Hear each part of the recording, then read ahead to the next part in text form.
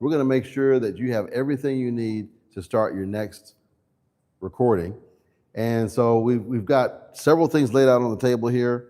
We've got a couple of our cameras here. I'm gonna go through all the cameras, the lighting, and everything with you. We're not gonna have this too long of a live. We're just gonna have it short. But at the same time, I want you to make sure that you come in with your questions while we're live if possible. And then afterwards, if you have questions, if you're watching the replay, I still want you to put in your questions and we'll get those answered for you, okay? All right, let's get right into it. Let's start off with the lighting. One of the things I think is really important to start off with is your lighting. So what I've got here is I've got a couple of lights here. I've got the, it's a GVM SD300S. It's the 300 watt LED light. And I have this connected to a softbox. It's very important to have some type of way of softening the light on your subject. You don't want to make it so harsh that it's difficult for them to stay under the light for an extended amount of time, especially if they're not used to it. I know a lot of people that we do a lot of corporate work, and a lot of the folks are not necessarily used to being on camera a lot, so they're not used to the lights. So we try and soften it. You just want to have enough light to really accentuate your subject, make sure their skin really shows nicely on camera. Some folks you're going to film, they're going to be darker skin, lighter skin, and so you want to have the capability to be able to adjust to that. Now, this is what's called a monolight. So monolights typically, they're going to help you with brightness, but they're not going to help you with warmth. So if you need to add more warmth to your subject, then I would suggest you go for what's called a bicolor light. Now, the bicolor light actually you can't see it on camera, it's right here. It's a Neewer CB300B, which means it's a bicolor light. So it could actually add warmth. To give you an idea what I mean by warmth is, think about it this way. Think about like the golden hour, like it's getting towards evening time, the sun's kind of going down. It adds like a nice amber to your subject. That's kind of more warmth. If you're at home, most of your lights in your house, they have a little bit of softness or warmth to them. And so that's kind of what I mean by warm. A lot of your room type situations like this one here are going to be about 4,000 Kelvin. So you're looking at ratings as far as the lighting. That's adding a little bit more warmth. If you're in the sun and it's really bright outside, you're talking more like 6,000 Kelvin. So it's a lot higher rating. If you're in a kind of a dimly lit room, it might be like around 2,700. So it's nice to have flexibility with either a monolight or a bicolor light, whether you need to add warmth or not. These are my two go-tos when I'm doing interviews, corporate interviews, podcasts, anything like that. I want to have that type of setup. Now, there are situations when you're on the go and you just need something quick in terms of lighting. And so in that case, what I would suggest is something like this Amaran 25C. Now the Amaran 25C, I have two of these. The 25C stands for how much flexibility you have with color, because this can not only do white, it can actually do a number of different colors. So that's kind of like just your regular bright light. And then if I want to change the warmth, I can make it go real warm, like this. That's 2300. I can bring it on up to like more like a blue, bright, sunny 6,600 in this case. I could also go if I want, I could even do RGB if I want to on this. And I can add in color.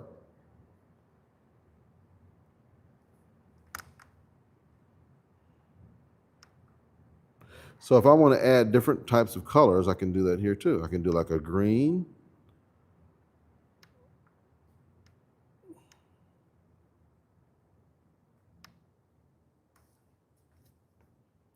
I can do the red. This is kind of looks almost kind of purplish looking. Like a pink. Or like a pink, huh? I could add some more green here. I can change the colors however I want. Blue. So if you try to do like accent lighting behind them, this is useful for that. But I can just tell you for me, for on-camera work, 90% of the time, I'm just going to the straight white light. And it just helps to give enough brightness to my subject and helps to accentuate their skin. Because that's what's really going to help you win a client over, is if you make their skin look really good on camera. That's kind of a little key with your lighting. Okay, so that's the lighting part. Just make sure that whatever type of work you're doing, that you have the right lighting for the job. If you're doing corporate interviews, I'm going to suggest to have two lights.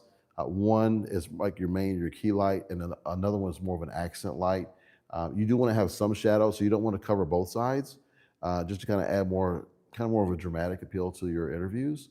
But don't worry about necessarily having every single part of the subject covered. You can also when you're using lights, you want to make sure you're balancing the light between one light to the other, how they are in relation to your camera. So what I've used in the past that's helped me in a lot of cases is something like this. You can take this, point your camera at it, and custom white balance your camera to adjust to your lighting. Another thing you can use, I don't have it with me, actually I do. They're generally like this. This is not a gray one. I do have some gray ones. You can take your camera and point it at anything that's a neutral color, and that lets it know how to adjust the color for the room. So let's say in this case, I don't have this black one. Let's say I didn't have this. I probably would take something like this wall here, and I would point it to that and do a custom white balance on that. If you have gray, it's more optimal, but any neutral color will work. Okay. Let's talk about audio. Audio is super important. In fact, if you're one of the few who watched our live before this, you'll see that we did not have sound. We've since taken it down, but at the time we didn't have sound. We didn't know it because we were using our phone instead of our normal camera gear, and we didn't know that the audio was coming through. So it's very important to have audio and have it right. I will say more than anything, of course, you want to have the mic on. But beyond the mic being on, another thing that's very important with microphones is proximity, the placement of the mic. That's actually more important than the quality of the mic. You can have a low quality mic, great proximity, you're gonna have decent sound. You can have the best mic that's ever out there. If you have terrible placement, terrible proximity on the microphone, it's gonna sound terrible. I don't care how much you spend on the microphone. So you gotta have both, right? So you wanna have a good quality microphone, but you also wanna make sure you have great proximity. Now, this particular camera I have here is a Sony FX9. On it, I have the Sennheiser MKE 600 microphone. This microphone is about $300 US. I'm sure you could probably get it used for less. It's a great microphone. Let me pull this off. It looks like this. Okay, it's what's called a shotgun microphone. And so this microphone is designed to point directly towards your subject. And it's designed to really block out anything that's on the sides or on the back of the microphone. It's going to mainly focus on what's in front. So if you have this pretty close, let's say if I'm interviewing somebody and the person is like right here. I mean, that sound's going to be great. And if outside in windy conditions, I can use this, and this will drown out a lot of the wind noise. So this is a pretty good pace. But a lot of cases, I'm not this close to my subject. In fact, for some subjects, especially if they're not used to interviews, this can be uncomfortable. To have a camera this close to them in their face, and it's a big camera, it might be a little bit intimidating. So in a lot of cases, my camera is quite far away. In this case, it's not going to sound great. It's going to be great backup sound, but it's not going to be great primary sound because I'm too far away.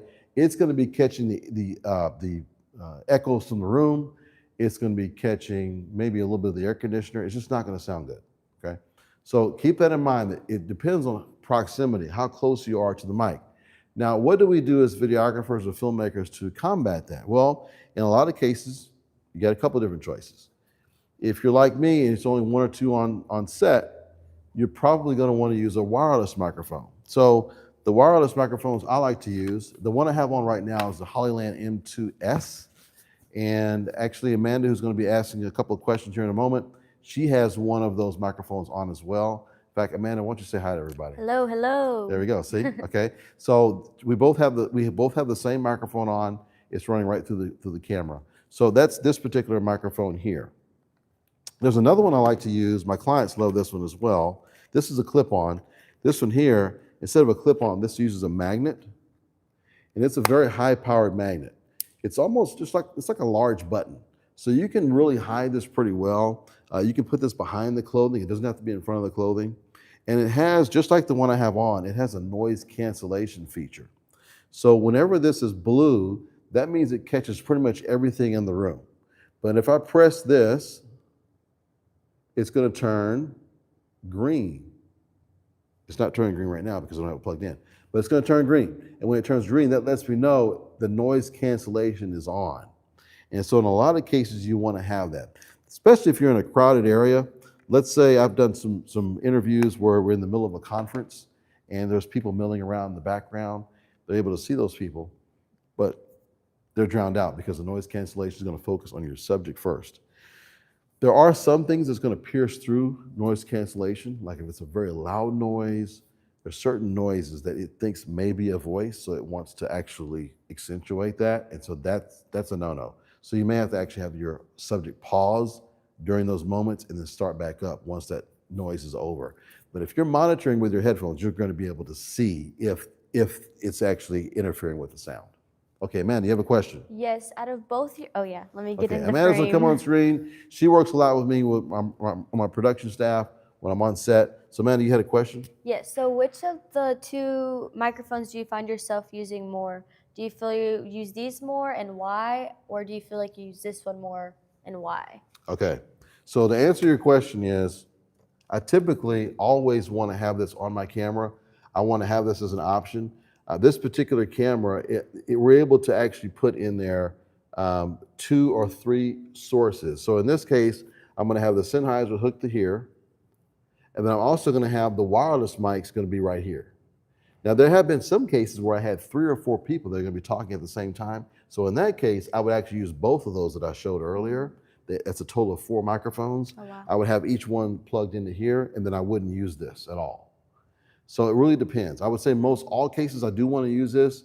It serves as sort of a backup audio. Okay. So just in case my wireless went out, Yeah. it's not a showstopper. I still have some backup form of audio, but I'm typically going to have my wireless audio as my main form or source of audio. Very cool. Very cool.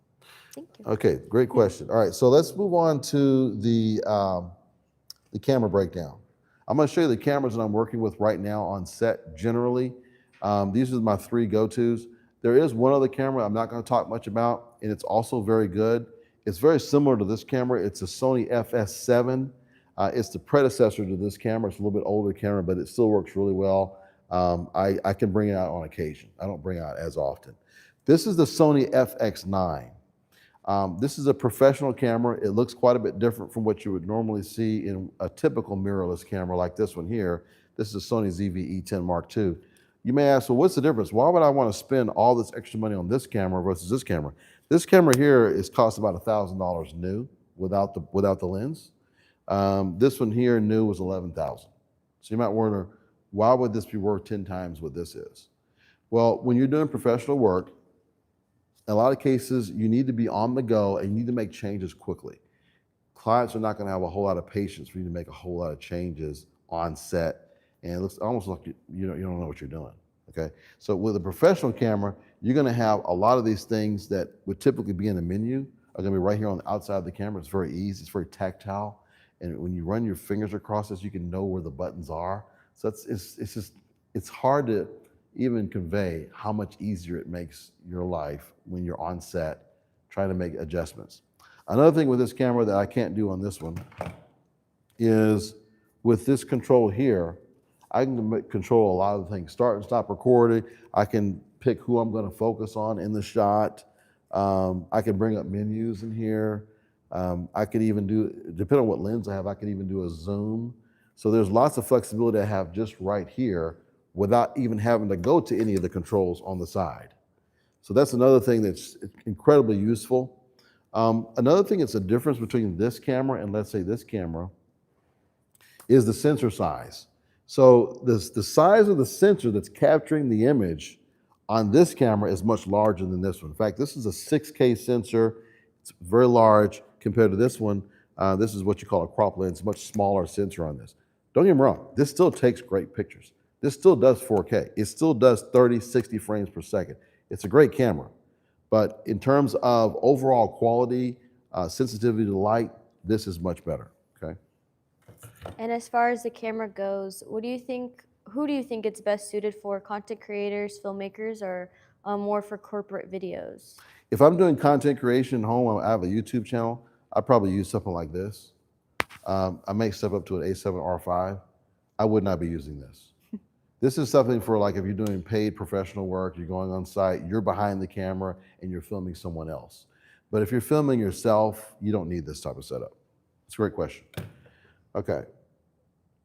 So those are one of my most favorite things about this camera for doing professional work is it has an internal ND filter. What that means is whenever I'm outside when it's super bright, the sun is just out and my subject is washed out, it's just too bright.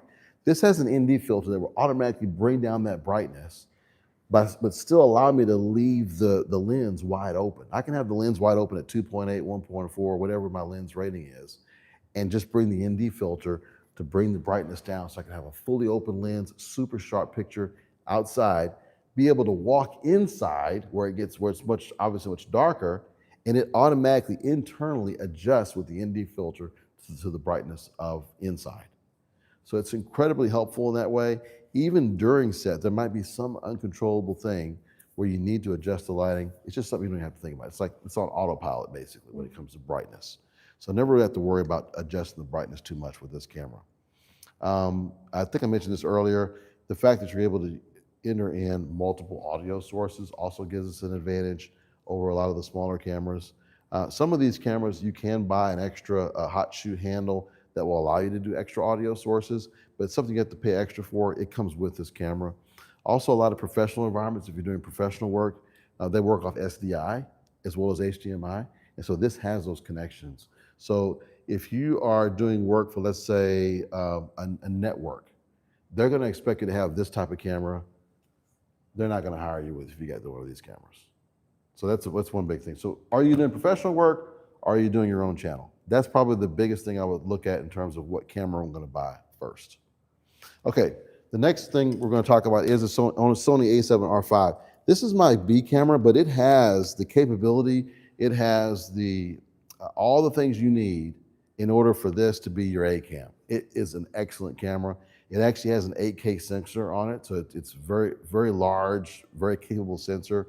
You can record up to 120 frames a second. It's really good. Food is here. Okay, yeah, we can keep going. So I really like this camera. I have it coupled right now with the lens is a 2.8 f2.8 lens. It's 28 to 75, so it gives me lots of flexibility to get close to my subject or pull back. I can do a wide angle. This particular one, I have the Tamron 28 to 200 lens. This particular lens will let me zoom in much more, but I lose a little bit of brightness. It does bring in the lens a little bit because the more I zoom in, my f-stop rating is going to go up higher. So the minimum f-stop rating is going to be 5.6. That's going to be fully open at 200 millimeters. So I still like to sometimes interchange these lenses. I also have another lens I use quite often, which is this f1.4, and it's 85 millimeter. So it gets pretty close in under your subject. It takes amazing pictures, amazing portraits. And I haven't used it much on the video side, but for portraits, it is amazing. So when I'm taking pictures, I'm using this camera here, which is an advantage of this camera over this one. This is strictly designed for video. Yes, you can do photo on it, but it's very difficult compared to this. I can just switch a mode and all of a sudden I'm good to go with photography. I will take this and put it on here and it makes great portraits. So I highly recommend this lens, and I love this for using for pictures. The A7R V can shoot 4K up to 120 frames per second. So if you're doing live action, sports, things like that, you really want to slow that action down. This gives you more flexibility. You can do similar to that with this one, but you're gonna have to go with crop. This kind of like a crop sensor. It's gonna really crop down your image, and you're not able to have the flexibility you have with this one at 4K. Another thing you can do with this one, which is really good, is you have more control using a program called Monitor and Control. And that monitor and control is amazing. It allows you to see what's in the frame. It allows you to start, stop. You can change the frame rate. You can change the f-stop rating. it's amazing the amount of control you have on that particular camera. So I like that technology. I'm into what's the latest, what's the newest. This is definitely a newer camera, so it has some features this just doesn't have. I'm able to control some things with the content browser app that goes with this particular camera, but it doesn't have the flexibility. It's not as feature rich as the one that goes with the Sony A7R V. And incidentally, that same program will also work, that goes with this particular camera, also work with this one. So the monitor and control app will work with this one as well. Alrighty. Okay, so moving on. Oh wait, there was a question. There was a question I wanted to ask about this camera. Do you have any added accessories that you use besides the tripod? Yes. So if I'm going to do a lot of B-roll, a lot of work where I'm going to be moving around, like for instance, I do a lot of work with hospitals. And so we're walking around the hospital. And so I need to have something that's comfortable over an extended amount of time with over-the-shoulder work. So what I'll do is I'll take this camera, take it off the tripod here.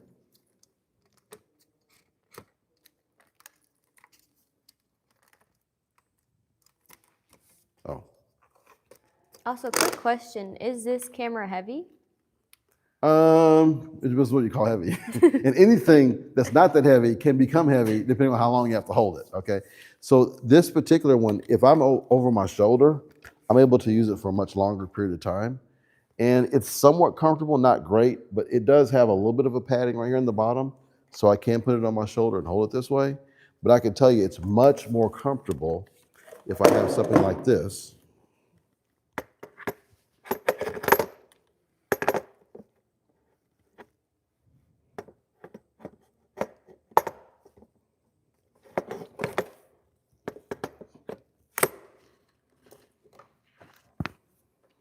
Because now, when I'm using this one, I actually have another thing to hold on to, so it makes it easier. Is it comfortable? Oh yeah, very comfortable. Then I can bring this down. I can adjust this to my hands and how I like to hold the camera. This also, extends out as well. So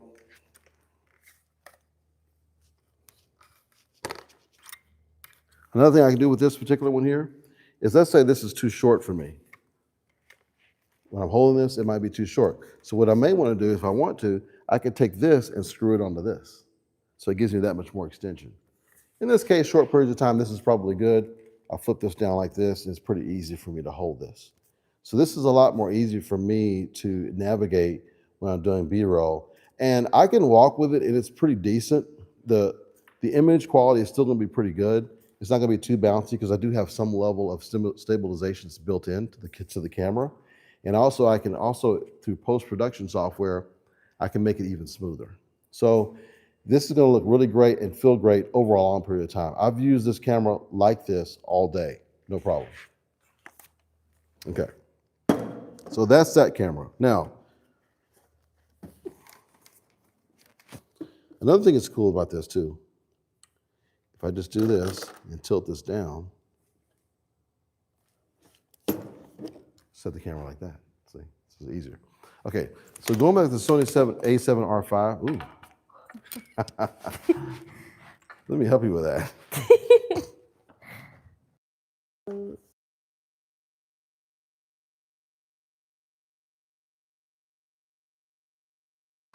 There we go. Now try.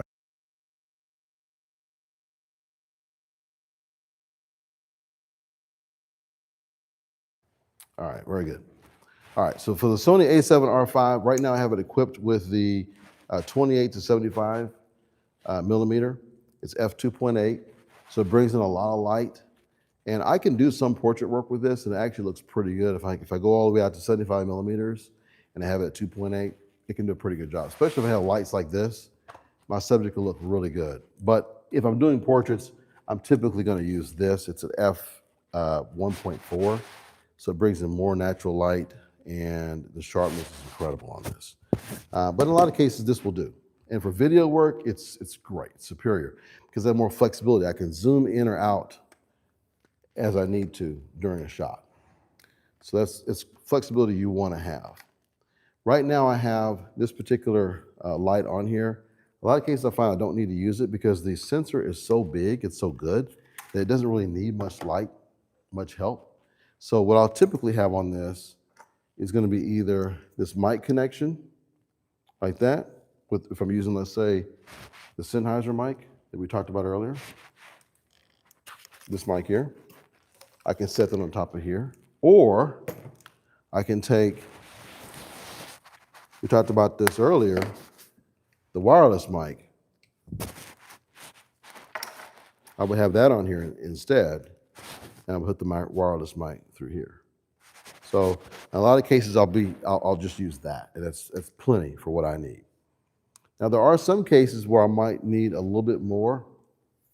For example, I may do an HDMI out on here, and I may actually put one of these, which this is a transmitter. So in that case, what I would do with this, and by the way, you use a transmitter if you're going to transmit, let's say, to a bigger screen so your client can see it or on their own device. But what I would do in this case, I would just have this mic hang like that, and then I would put the transmitter on top.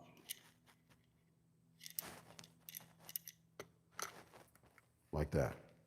And I'll use that to transmit over to whatever big screen I'm going to do. This will actually transmit it to 4K. So this is a beautiful picture. And I'm able to see right what's being recorded on the camera. Speaking of pictures, this camera is definitely a little bit more of a hybrid camera, so you can use it for photos and videos. Which do you prefer, and what makes it so good at taking videos and photos? Okay, this does video and photos, I would say, pretty much equally as well. So if I had enough money to buy just one camera, and I'm not doing professional work, I would do this for sure. If I'm doing a lot of video professional work, I would definitely get a true cinema video camera, but this will definitely get you most of the way there. If I'm just starting out, I only have money for one camera, I'd get this one because it does both equally well. The video is incredible, and so is the photos. Now, one thing the video camera can't do, as I mentioned earlier, it cannot do photos very well. I can do them, they're just not great. The most I'm going to be able to get is a 4K image, and this right here will do like 9K comparatively. So it just gets way more resolution, the picture's clearer, it runs great. And this camera and also the one that we previously talked about, are they both mirrorless cameras? Yes, they're both mirrorless cameras. Really the only difference is what's holding it, because the sensor size is almost identical between this camera and that camera, the FX9 and the Sony A7R V. Okay, so I want to wrap up with the drones today. I'm going to start talking about drones. This is something, and by the way, I want you to let me know when you're watching this, do you have questions about things like what media do you use, what media cards, adapters, monitor options, different types of lens considerations. If you have questions like that and you want me to talk about that in my next live, please let me know. Because I do want to make sure I'm giving content that's relevant to you. But this is a cool thing that a lot of clients like is the drone. So this is a little mini drone. It's not the bigger ones. It's really easy to use. And I can set this up where this will follow my subject. So I can set it up where they hold it in their hand, it looks at their face, it lifts up, and it just follows them wherever they go. So we're doing like a walkthrough. We're walking through a facility, walking through what it's like to work in a certain place. We can have the drone follow them through. It's really a nice little effect. This one is made by Hover. So this is a Hover Pro. It will record up to 4K at 60 frames a second. Great picture comes out of this thing. So I would definitely recommend it. As far as filming with that camera, is there any way you can hook up audio to it? How is the audio? Yeah, so the audio is definitely, you can hook up audio to it. It's not great. What I would suggest as far as audio is concerned, if you feel like you need to have audio during the video, is to mic your subject like we talked about earlier and have your own separate recorder hooked up to it. I would do that more so than relying off the audio of this. Does it capture audio? Yes, it does. Does it have noise cancellation? Yes, it does. Is it to the quality that I would want to record and charge a client for? Probably not. So it depends on what you're using it for. And then when do you decide it's time to use drone footage versus camera footage? In what scenarios? It's more of a luxury. So the main work I can do with my camera, and I can do a walkthrough myself. I also have 3 gimbals, depending on what size camera I have, so I can use a gimbal as well. But if I'm doing some kind of walkthrough, this is incredibly helpful for walking through a facility. I don't know of anything better. If I want to show the depth of a room, we did it just the other day on a shoot, right? We were over at Master Spas and we were doing a shoot where we wanted to show how nice the showroom is. And so we took the drone and ran it all the way across the showroom. So I think in those cases, definitely I would use a drone. I would not have the same flexibility with a gimbal or with holding the camera myself. All right, well, thank you, everybody. Thanks for watching. Let me know, again, if you have any questions, even on the replay. I'm definitely going to be looking at your questions. Give me feedback, whatever I can do to help you on your journey. If you want to have a session about video content creation, the thought process about what to talk about on video, if you want to have a stream that has to do with advertising options once you create the video, be happy to share with you with that. Maybe editing or formatting for certain platforms, one versus the other. These are all subjects that we use on a daily basis. So whatever knowledge I have, I'm willing to share it with you. Thanks for watching. We'll see you on the next one.